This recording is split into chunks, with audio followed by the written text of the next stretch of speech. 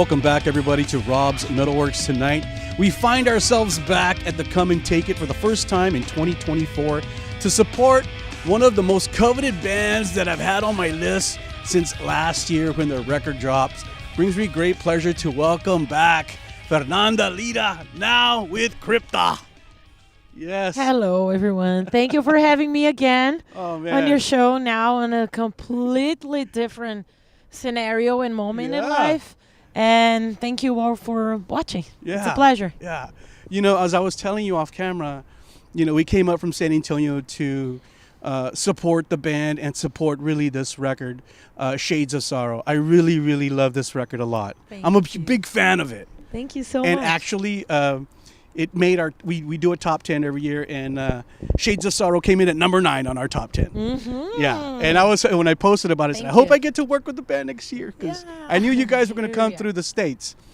So, you know, I want to kind of jump to the here and now. I don't want to talk about, you know, the early beginnings, because I think that story's been told a lot.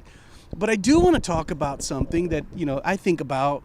You know, I've been a fan of the band since the debut, Echoes of the Soul. So, however, when Shades of Sorrow came out, and I think with the introduction of Jessica de Falchi on guitar, to me, it kind of seemed like the band had kind of elevated itself, that there was a stronger momentum for the band. And I kind of felt like, oh yeah, like this is the lineup that's going to go all the way. Did you guys kind of feel that way, or? Yeah, I think musically speaking, I think I feel this like improvement, let's say. But I think it's because, like, I love Echoes of the Soul, don't get me wrong. It's some of my favorite Crypta songs are from that album. But I think back then, we were still like trying to find what we wanted to sound as a band. Like, what were we as a band, musically speaking? So we were experimenting a lot of stuff, and we were trying different stuff. So we were just experimenting. That would be the word. Okay. As for Shades of Sorrow, we got some of the elements that we saw that fans liked. And also I got the opportunity to work with Taina a little bit more. Because on Echoes of the Soul, Taina wrote her solos only. The songs were already written when she got in the band. And the same happened with Jessica, actually. On Shades of Sorrow, Jessica only wrote her solos because the songs for Shades of Sorrow were written already when she got in the band. So this change of sound was basically me and Luana having the chance to work with Taina a little bit more when it comes to writing music. And we had a good chemistry, and Taina really brought a lot of this melodical but still kind of creepy vibe to the songs.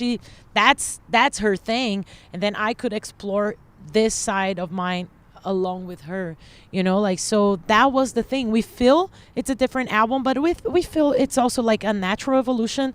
We didn't want to sound different on this album. It was a very organic change, but it was definitely from, like, there's a lot of us working with Taina mainly on this album, but now we definitely think this is the path we want to go. Yeah, we experimented with Echoes of the Soul, also with Shades of Sorrow. We were still, you know, like walking new grounds, musically speaking, and now we decided, well, probably that's it. That's what we want to do, but there's always going to be that natural, organic growth. And then all the shows you guys played. I mean, you just get tighter and better as a band the more shows you play. The road is the best thing, you know, like, you can always be, that's my opinion and what worked with me before anyone says anything. But to me, like, I can practice at home, I can write good songs at home, but the road is what takes everything to the next level. Because honestly, when I'm writing music, of course I do that because I want to express myself.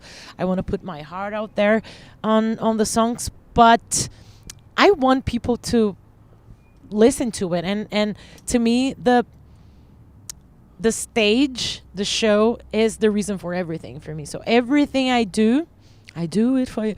I do it for the stage, because I know that's the climax of the pinnacle of all the work, we do. So I think I always say the road is definitely what makes a band better and better, definitely, because not only you're practicing the songs every night, but you start feeling the music a little bit better every night and seeing how people react to the music. And so there's this interaction, this exchange of energy also makes us, like better and better. So I think definitely the road is what has been taking the band to a different level, definitely. That's why it's very important as for now to be on the road as much as we can. This year, it's going to be a very intense year for Crypta, probably. I think it's definitely the most intense we've had so far, and definitely, I think it's going to be one of the most intense years for Crypta. It's literally tour after tour. Yeah. But we're on this at this point that we need that. Yeah. We need that to keep building our fan base and to keep improving. Yeah. So at this point, this is very important. We were talking about some live videos that we've watched on YouTube, and my cousin Rick said something that I thought was really intriguing, and he said, Fernanda just looks like she's having a good time up there, like she's really relishing the moment, like she's not just up there jamming and playing, but she's really like enjoying herself. I am. And that's I think that's so important. That's really cool. Yeah. I love hearing that, because I love that you can feel that, because usually, like again I said, the stage is the most important thing for me. Everything I do is for the stage, so it's for that moment.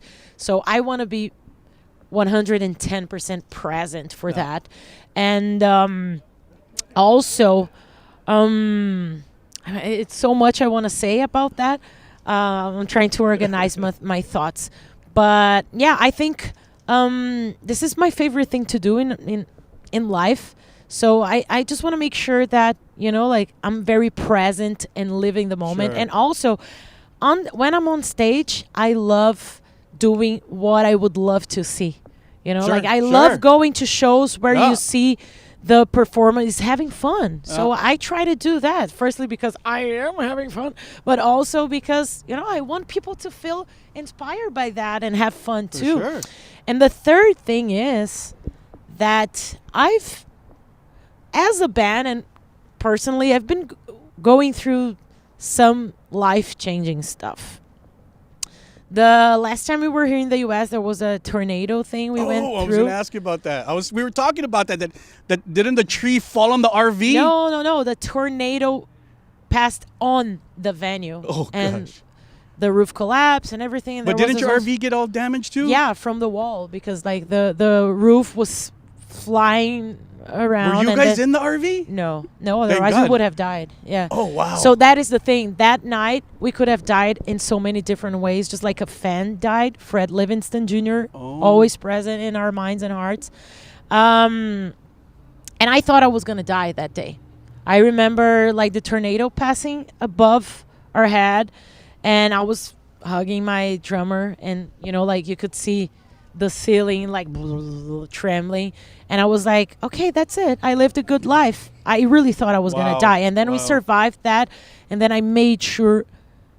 I'm addicted to living. I'm always doing stuff, but that was life changing. So I was like, whenever I'm on stage, I never know when it's gonna be the last time. So I just want to go there and have fun and live it, man. Yeah. One of the things that I thought was very kind of intriguing, after you and Luana departed and started this new endeavor, that you guys got the deal with Napalm Records right away. And I thought, wow, these chicks must be doing something great, even though they haven't released anything, and Napalm already scooped them up. How did that kind of happen for Crypta? I think now I see it was a very natural thing to happen. At that time I couldn't, because I was succumbed in anxiety, so I was like, oh, I'm not relevant, my music's never gonna be relevant anymore. But people around me told me no, they are gonna sign you, that was obvious. But the thing is that I'm so grateful. I was definitely not expecting it at the time, but the thing is when I was in Nervosa, I was doing most things, regarding everything, mainly dealing with the label. I was the one doing that for most of the the subjects and issues. So, and I always made sure I had an amazing relationship with Napalm Records because I cherish that label so much. I love them. They've always believed my music so much since day one, and all my work and everything. And so I just love them, and so that's why I always made sure I kept a very good relationship with them. So whenever like whenever actually when I left Nervosa, I wrote everyone like an email saying goodbye. It was very painful because they were like a family for me. And I wrote everyone, and then the CEO, which I talked regularly to regarding, you know, like Nervosa stuff. He was like, okay, so if you're doing anything after this, like take your time and everything, but if you're doing anything, we want to make sure that we're the first ones to listen. Please, we need to be the first ones to listen because we're very interested in whatever you do, basically. And I was flattered. I was so anxious at the time. I was like, ah! That's great. And then that was beautiful to hear and very inspiring. Exactly. It was like, there's actually people willing to hear what me and Luana are going to do, you know? Like, so as soon as we had like this very poor demo of one of the first songs we were writing, I was like, okay, so this is the way we're going, like this death metal. He was like, okay, up. And then we announced the band a day later. He was like, we're ready to sign. And then I discussed many things in the deal. They were very open to negotiating lots of stuff on the deal. And then we made it happen. And I couldn't be any happier because not only they're amazing people to deal with, I love dealing with them, but also it's like family again. And also it's just easy, you know, like I love long relationships, like professional and in every area of my life. I love long relationships. I hate starting from zero, you know, so that's why Crypta was very difficult for me. I love keeping, you know, like long relationships. And I was like, oh my God, we're going to have to look for a new label and start from zero and you know, like get to know everyone and see how they work. So that boring part was not needed because I was working again with the people I loved. So it was amazing. So that's how it now I see it was a natural thing that they maybe, because we always had a good relationship, that they wanted to, you know, like listen whatever I was doing next. But at the time I couldn't see. I was just like drowned in anxiety and bad thoughts. The unknown is always kind of scary.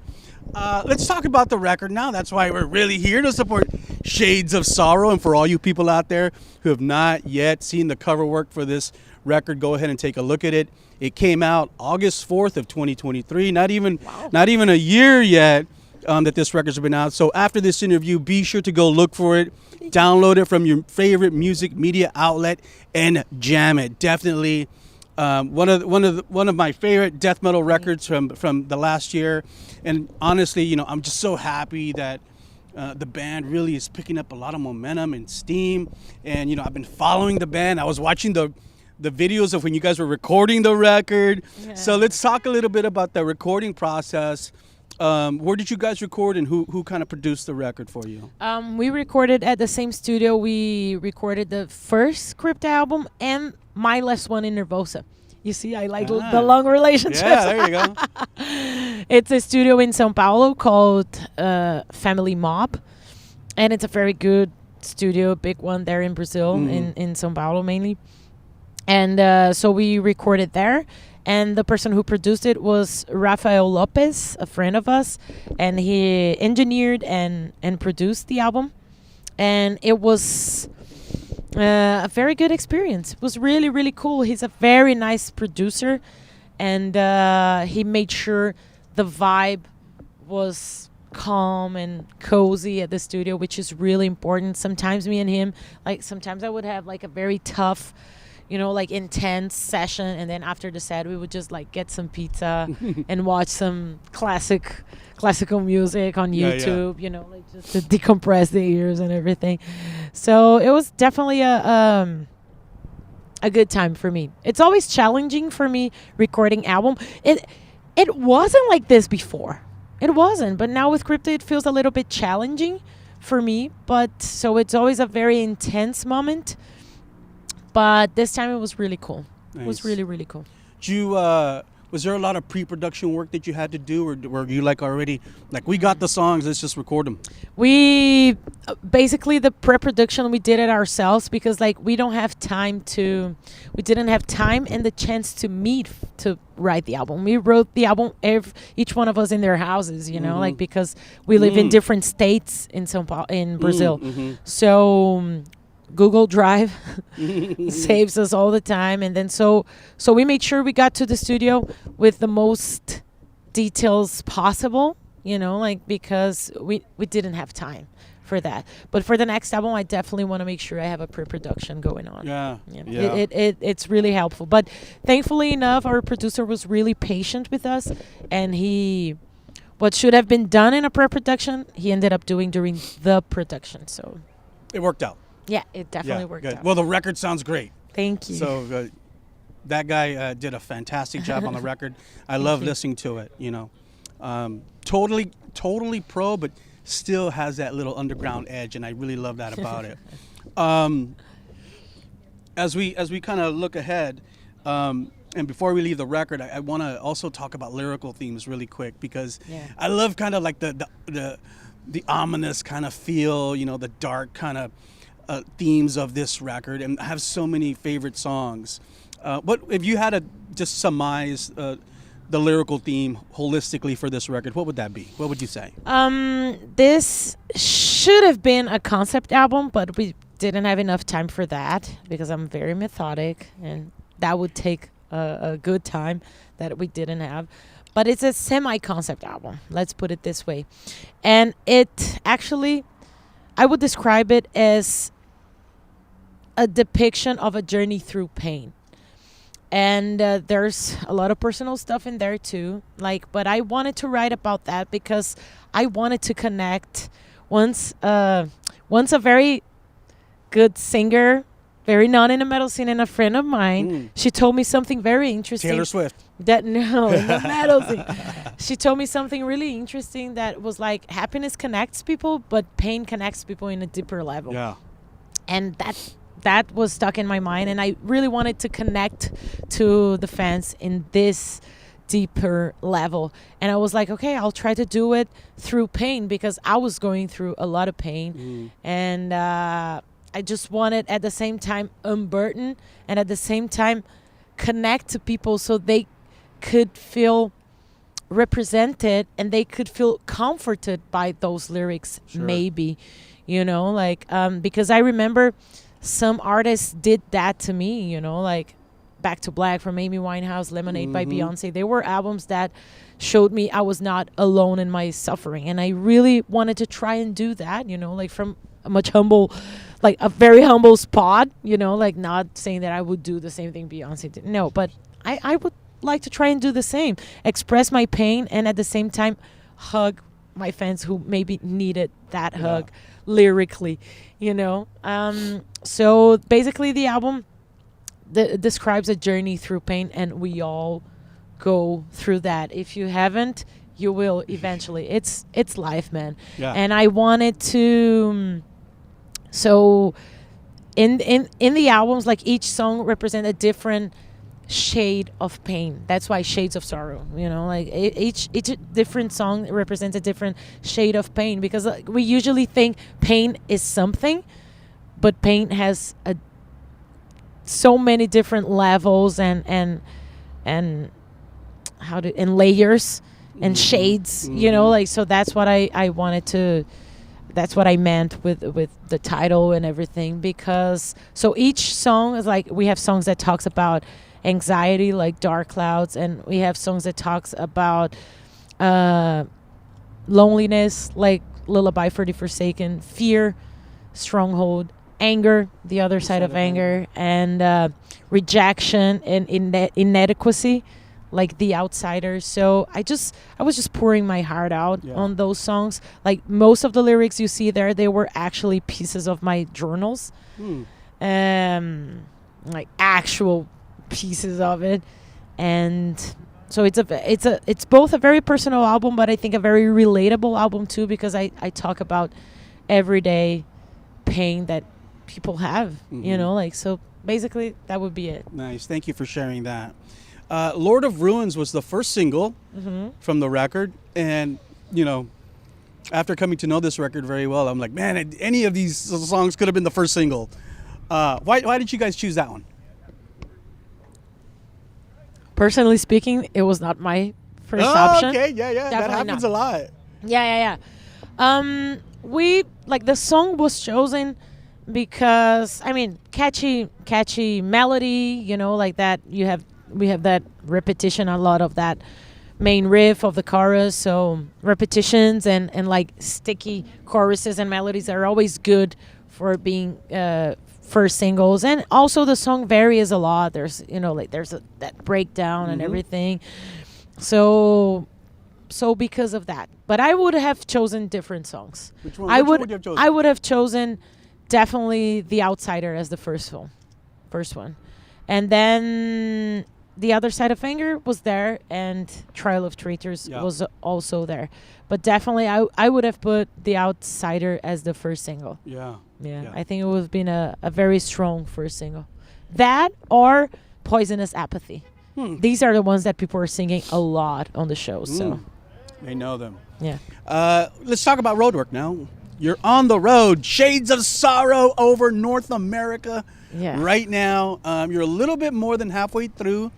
Started in Puerto Rico at the end of January. There's Taina. Oh, come on. Come over here, Taina. I brought you something. Sorry, So- to interrupt. So you're doing this tour, and you know, I follow you on social media. I see how great it's been going, and then I saw, oh shit, they're on the 70,000 tons on the boat. Yeah. So I was telling my guys, it's like, yeah, I mean, you know, every time I would see them play on the boat, when they were playing, it was like all this wind.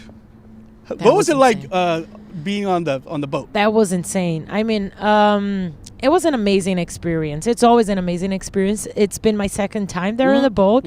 First time with Crypta, and the other time was with Nervosa exactly 8 years ago too. Yeah. On that same tour that we've met. Oh. And then it has been like one of the best experiences I ever had, and now it's the same. Yeah. But this time was crazy because we got the chance to play the pool deck, but at 5 a.m. Oh, and my it was like God. so windy, It looks crazy. so windy. It was insane. So it was fun. It was a lot of fun, but it was like an interesting show, a challenging show because of the wind. Like the cymbals were like, Yeah. and I remember like I was standing, you know, like with my foot on the monitor, and then I would get like this huge blow of wind. I would do like, whoa. So it was hard. It was hard even to be standing there. And playing and singing was even harder. But we made it, and the whole experience is just really worth it. It's the best. If you have the chance, just go. And I can't wait to be playing there again. Do you feel a little sickness? Like, did you get seasick at all? First time, I didn't feel anything with Nervosa. And I was telling the girls they were really worried about this. I was like, don't worry, it's going to be fine. I didn't feel anything except for the last day that we were like sailing through a storm. But it was all right. This time, though, it was shaky all the time. Oh, man. All the time. It was, for some reason, I mean, not very bad. But on the two first days, it was kind of hard to get used to. But I'm all about essential oils and everything. So I had a little blend that I created for seasickness, and it really helped me through. But it was really shaky this time. It was really shaky. Yeah. You guys are, like I just mentioned, headlining your own tour. How does it? Do you prefer to do headlining or do you supporting? I love doing everything. I think it's two different experiences. I like headlining because we get longer shows and you know, like more freedom on stage and everything. So there's that, and it's nice, you know, like just doing a headlining tour. It's always so cool. But I see you. But I also love like those big tours for many reasons. First of all, because it usually is with bands that inspired me playing, and so it's like dream come true for me. And also we play bigger structures, bigger venues, and there's sometimes like tour buses, which is the best. I miss touring a tour bus so much. But also, like it's usually like shorter sets, so after the shows there's more time to be hanging out with fans. Sure. And so yeah, I think both have their nice sides, their bright sides, and I just love both. Nice. To be honest. Nice. But headlining tours, they're really, really important for a band, because then we can know like what is our fan base, and the numbers are very important to get us in bigger tours. Sure. So, yeah. The tour will end on March 2nd in Seattle. What does the rest of the year hold after that? You kind of alluded to that earlier. Oh man, if you can share it's gonna any be details, a crazy year again. So now we have this tour, and then we go back home for 2 weeks, and then we have a single show in the Philippines, and then have you from been there there, before? I've been with Nervosa. Yeah, we did one show there. It was one of the sickest, craziest shows I've ever played. They're amazing. And then from there we go to Europe, and then we have like a 40-something days tour around there, headlining also. And then we go back home, stay there for 2 weeks, and then we come back to Europe for the European summer run. It's going to be a full month again. Is that the festival run? Yeah. Yep. And then we go back home. July is going to be off because we need that. And then August, there's going to be a couple more festivals in Europe again. And then we're going to do like a couple shows in Latin America. And then there's going to be something interesting around September, October too. But I can't talk about it now. But I think you'll like. All right. Cool. Well, exciting, beautiful things happening for the band. Lots of cool things, and I couldn't be more grateful and happy. It's going to be an intense year, but that's what I chose, and I love doing so. Yeah. It's going to be cool. Fernanda, as we get near the end of this interview, just a few more things. One, I have to talk about, how important and how much I love the band's videos. And I love performance videos, really, more than, big kind of like, storyboard videos. And you guys have done a few videos. Do you like doing the videos? Be honest. I hate recording video clips. Oh man, I love to see. Is it the repetition of it or what? Yeah. I love the result. The outcome is always amazing. I love watching those little movies. It's always so cool. But I hate the process. I hate the creative process. I hate the production process. I hate recording the videos. I'm sorry to disappoint. Usually people love that a lot. I'm not that one. I hate photo sessions, and I hate video clips. Doing them. I love the outcome. Absolutely love the outcome, but it's the repetition to me and keeping, because I'm very intense. Yeah, that's what I'm about to say. I'm very energetic, so every time I have to do a take, I put 100% energy on that.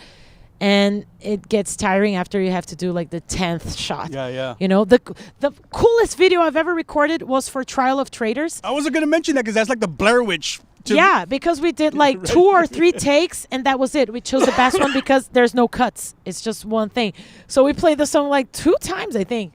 Nice. And then that was it. I was like, oh my God, I want every video to be like this, because then I can put all my energy and then rest. Because like for Lord of Ruins, man, it was so hot inside the studio, and we needed to do so many repetitions. And to me, it's very tiring just because of all the energy I have to put. And with the pictures, it's the same, like I want people to feel something when they look at the picture, and for that I also need to feel something while I'm being while the shooting is going on. So sure. It's just tough. It's just very tiring for me. That's why I don't like it. Sorry. Before we move on, I have to ask you, on the other side of anger video, I always call it the bookshelf video, because there's the big bookshelf on the back wall. Where was that done at? Family Mob. That was in the studio. The same studio we recorded the album. Actually, the owner of the studio, he's here with us because he's our tour manager / photographer / driver / merch guy. Esteban, exactly. Esteban. All right. So yeah, he is the jack of all trades. Yeah.